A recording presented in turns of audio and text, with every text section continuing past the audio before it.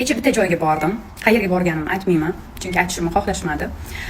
Lekin bitta narsani aytib o'tmoqchiman. Instagramda ko'p kuzatasizlar-ku o'sha milashka odamlarni. Shunaqa hayotiga havas qilasizlar, o'ziga havas qilasizlar, chunki ular hech qachon o'zini qanaqa ekanligini, yomon xarakterini ko'rsatmaydi-da.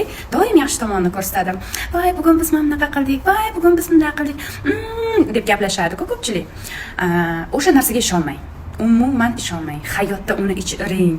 Haligi nima deydi, anaqa eng yomon xarakter qanday bo'ladi o'zbekchada? O'shanaqa qabih deydimi, qabih niyatli insonlar deydimi, shunaqa ekanligini o'z ko'zim bilan va his qildimda shu narsani. Prosta odamlarga shunaqangi bir atmaska qilar ekanki, shunaqangi bir rol ijro etar ekanki, ba'zida aktrisalikka bekorga tanlanmas ekan deb qo'yaman-da. Inson hali aktrisalar haqiqatan ham любой payt hali qiladi-yu, situatsiyadan chiqib ketadi-yu.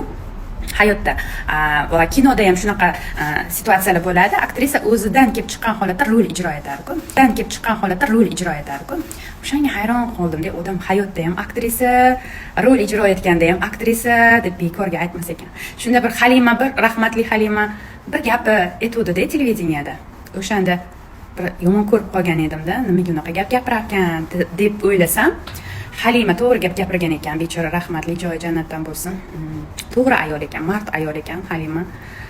Hech qachon men u ayol haqida yomon xayolga ham bormayman, yomon fikr ham yuritmayman, lekin har doim to'g'ri gap gapirishini u vafot etgandan keyin to'g'ri tushundim.